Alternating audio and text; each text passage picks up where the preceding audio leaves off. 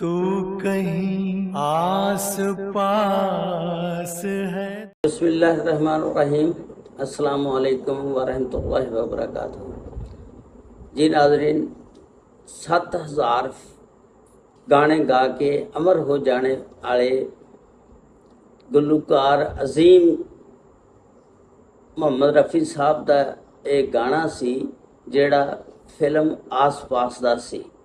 इस गाने तो बाद वो किहड़ी ऐसी वजह सी कि मुहम्मद रफ़ी साहब नूं अपनी जान की कुर्बानी देनी पई। इस गाने की पूरी तफसीलात मैं तुहानूं इस वीडियो दे विच दसांगा।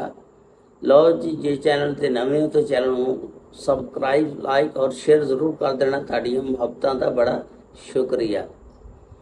ये फिल्म आस पास का गाना सी। इस गाने नूं गाउण तो बाद मुहम्मद रफ़ी साहब की मौत वाक़या हो गई सी। स्टोरी है कि इस फिल्म की अजीबो गरीब सिचुएशन सी। उस सिचुएशन और डिमांड के मुताबिक मुहम्मद रफ़ी साहब नूं गाना गाना सी।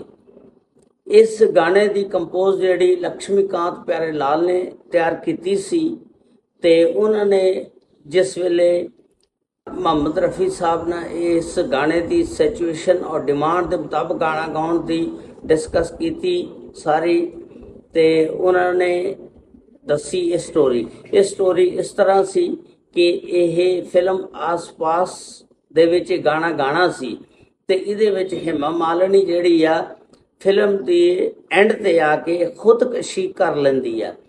जिस वेले धर्मिंदर नूं पता लगदा कि वो अपने बहनोई नूं कतल कर दिंदे ने ते फिर हेमा मालिनी की जिहड़ी मैयत आ उहनूं अग दे विच जला के उस तो बाद फिर ये गाना जिहड़ा धर्मिंदर के ख्यालात दे विच सोगवार हालत दे विच गांदा ते उहदे उत्ते फिल्माना हुंदा ते उत्थे गाना गाया जांदा, जिहदे विच धर्मिंदर बड़े अफसोसनाक अंदाज दे विच परेशानी दे हाल दे विच अपने ख्यालात दे विच वेखदे ने कि हेमा मालिनी की रूह उन्हां दी तरफ आ रही आ ते प्रवाज करती हुई ते वो गाना गाते ने ते इस तरह फिर फिल्म का एंड हो जाता।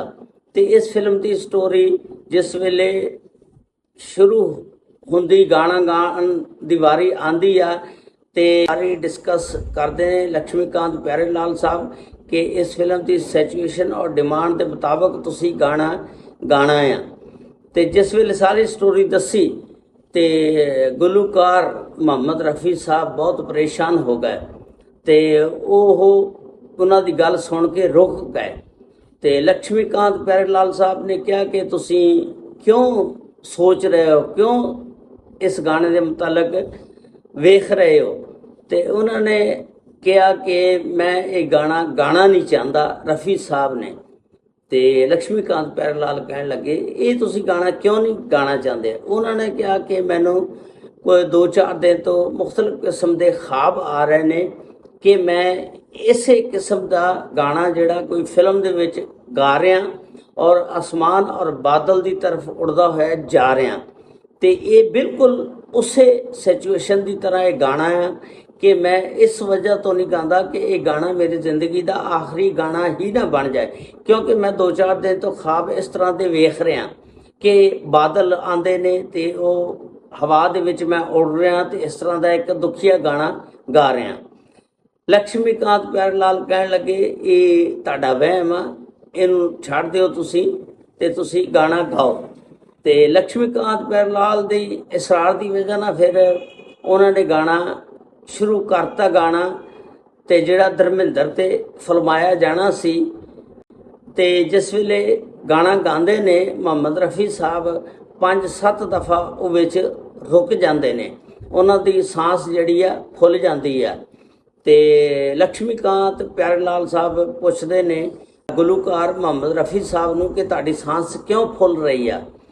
ते अपने ज़हीर साहब हुंदे ने उन्हां दे सैकटरी कोल बैठे, वो कहंदे मैनूं लगदा इन्हां दा ब्लड प्रैशर जिहड़ा वध गया ते इनू डॉक्टर नूं चैक कराना चाहिदा।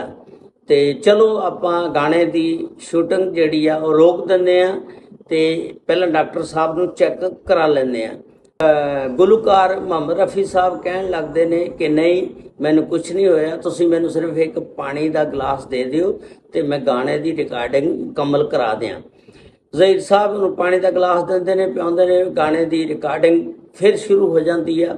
ਜਿਸ ਵੇਲੇ ਗਾਣਾ ਗਾਈ ਜਾਂਦੇ ਨੇ ਤੇ ਉਹ ਲక్ష్ਮੀਕਾਂਤ ਪਿਆਰੇਲਾਲ ਸਾਹਿਬ ਕਹਿੰਦੇ ਨੇ ਕਿ ਗਾਣੇ ਦੀ ਸਿਚੁਏਸ਼ਨ ਡਿਮਾਂਡ ਦੇ ਮੁਤਾਬਕ ਦੁੱਖ ਭਰੀ ਆਵਾਜ਼ ਨਹੀਂ ਅੰਦਰੋਂ ਨਿਕਲ ਰਹੀ, ਜਿਹਦੀ ਵਜ੍ਹਾ ਨਾਲ ਇਹ ਗਾਣਾ ਹਿੱਟ ਨਹੀਂ ਹੋ ਸਕਦਾ। ਤੁਸੀਂ ਇਸ ਤਰ੍ਹਾਂ ਕਰੋ, ਤੁਹਾਡੀ ਅੱਜ ਤਬੀਅਤ ਠੀਕ ਨਹੀਂ ਹੈਗੀ, ਇਹ ਗਾਣਾ ਆਪਾਂ ਕੱਲ ਰਿਕਾਰਡ ਕਰਾ ਲਾਂਗੇ, ਅੱਜ ਛੁੱਟੀ ਕਰ ਲਓ। ਤੇ ਰਫੀ ਸਾਹਿਬ ਕਹਿਣ ਲੱਗੇ ਨਹੀਂ ਨਹੀਂ, ਤੁਹਾਡਾ ਸ਼ੈਡਿਊਲ ਵੀ ਮੁਤਾਸਰ ਹੋਏਗਾ, ਇਸ ਗਾਣੇ ਦੀ ਮੈਂ ਰਿਕਾਰਡਿੰਗ ਅੱਜ ਮੁਕੰਮਲ ਕਰਵਾ ਕੇ ਫਿਰ ਹੀ ਜਾਵਾਂਗਾ।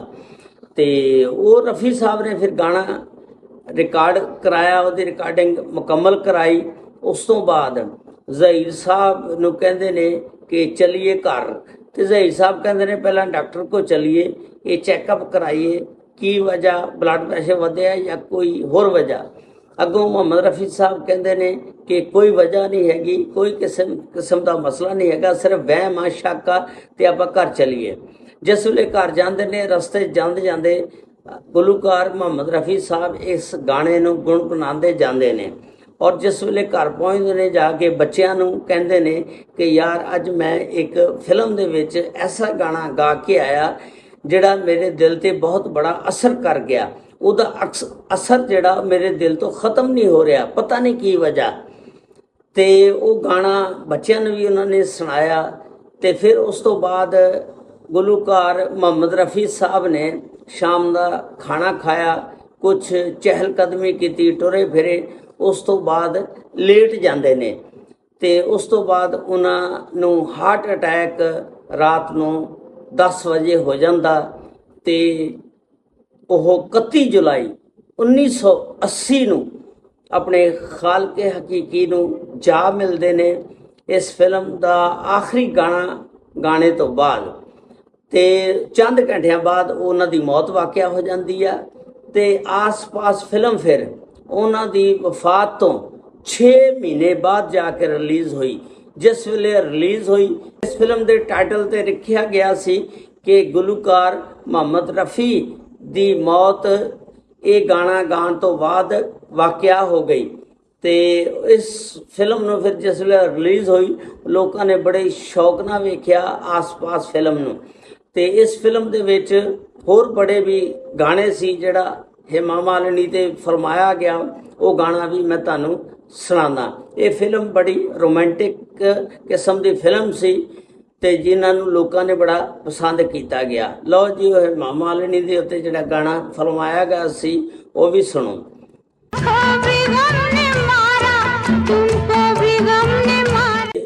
ਲਓ ਜੀ, ਜਿਹੜੀ ਸਟੋਰੀ ਤੁਹਾਨੂੰ ਮੈਂ ਸੁਣਾਈ, ਉਮੀਦ ਆ ਪਸੰਦ ਆਈ ਹੋਏਗੀ। ਜਾਂਦੇ ਜਾਂਦੇ ਲਾਈਕ, ਸਬਸਕ੍ਰਾਈਬ ਔਰ ਸ਼ੇਅਰ ਦਾ ਬਟਨ ਜ਼ਰੂਰ ਦਬਾ ਦੇਣਾ। ਤੁਹਾਡੀਆਂ ਮੁਹੱਬਤਾਂ ਦਾ ਬੜਾ ਸ਼ੁਕਰੀਆ। ਔਰ ਨਾਲ ਨਾਲ ਕੋਈ ਅੱਛਾ ਸਾ ਕਮੈਂਟਸ ਵਗੈਰਾ ਵੀ ਕਰ ਦਿਆ ਕਰੋ ਤਾਂ ਕਿ ਕੋਈ ਸਾਡਾ ਹੌਸਲਾ ਵੱਧ ਸਕੇ, ਅਸੀਂ ਮਜ਼ੀਦ ਤਹਿਕੀਕ ਕਰਕੇ ਕੋਈ ਨਵੀਆਂ ਸਟੋਰੀਆਂ ਤੁਹਾਡੇ ਅੱਗੇ ਲੈ ਕੇ ਹਾਜ਼ਰ ਹੋ ਸਕੀਏ। ਲਓ ਜੀ, ਕੱਲ ਇਨਸ਼ਾਅੱਲਾ ਅਗਲੇ ਵਲੌਗ ਦੇ ਵਿੱਚ ਦੁਬਾਰਾ ਮੁਲਾਕਾਤ ਹੋਏਗੀ। अस्सलामु अलैकुम व रहमतुल्लाहि व बरकातहू। अल्लाह हाफिज़।